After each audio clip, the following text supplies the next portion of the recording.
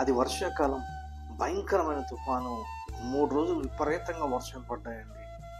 ఆ ప్రాంతంలో ఉన్న నది ఉధృతంగా ప్రవహిస్తూ ఉంది. పైనున్న ఊర్లలో నుంచి వస్తువులన్నీ కొట్టుకొని వచ్చేస్తూ ఉన్నాయి ఆ నదిలో. ఆ ప్రాంతంలో ఉన్న ప్రజలు కొంతమంది పొడుగాటి కర్రలు పట్టుకొని ఆ నది ఒడ్డు దగ్గరికి వెళ్ళి ఆ పొడుగాటి కర్రలతో ఆ వెళ్తున్న వస్తువుల్ని వాళ్ళు లాక్కుంటా ఉన్నారండి. అక్కడ ఉన్న కొంతమంది ప్రజలు వెళ్ళి లాక్కుంటా ఉన్నారు. అందులో ఒకడు పాపం కర్ర తీసుకొని లాక్కుంటున్నాడు, కానీ ఏది వాడికి రావటం లేదు. పాపం అందరికీ మంచి మంచి వస్తువులు వస్తూ ఉన్నాయి, మనోడికి మాత్రం ఏమీ దొరకటం లేదు. సో అందరికీ కూడా మంచి మంచి టేకు ముద్దులు కావచ్చు, కలప ముద్దులు కావచ్చు, వాళ్ళు చక్కగా ఒడ్డుకు లాక్కుంటా ఉన్నాడు. వీడు చూస్తూ ఉన్నాడు, వీడికి మాత్రం ఏమీ దొరకటం లేదు. ఈ లోపున దూరం నుంచి ఒక నల్ల మూట కొట్టుకుని వస్తూ ఉంది. దాన్ని చూశాడు. ఏదేమైనా సరే ఆ మూటను మాత్రం నేను పట్టుకొని రావాలి అని చెప్పేసి వెంటనే ఆ కర్రను పక్కన పెట్టేసి ఆ నీళ్ళలో దూకాడండి. ఆ నీళ్ళలో దూకి ఈత కొట్టుకుంటూ వెళ్తా ఉన్నాడు. ఈత కొట్టుకుంటూ వెళ్ళి ఆ మూటను పట్టుకున్నాడండి. ఆ నల్లటి మూటను పట్టుకున్నాడండి. ఆ నల్లటి మూట ఆ వ్యక్తిని నదిలోకి తీసుకెళ్తుందండి.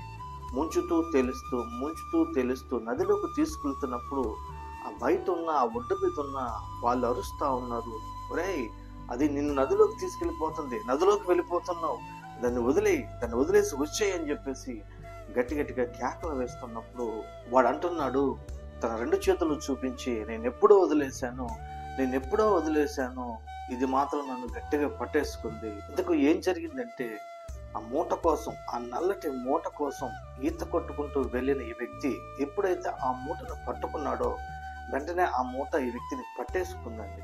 ఇంతకీ ఆ మూట కాదండి, అది నల్లటి బతికున్న ఎలుగుబంటి.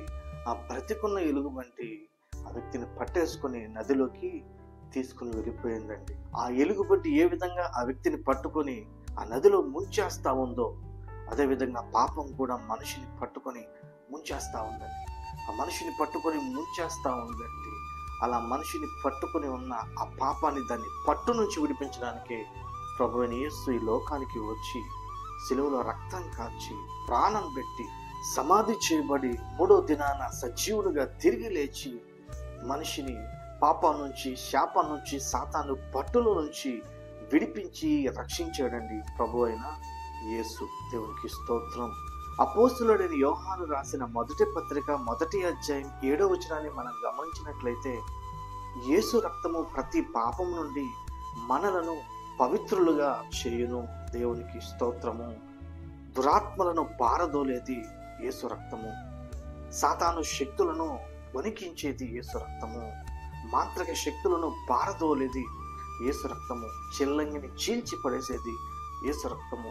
వ్యాధులను పరిగెత్తించేది యేసు రక్తము. మనసుకు నెమ్మదినిచ్చేది యేసు రక్తము.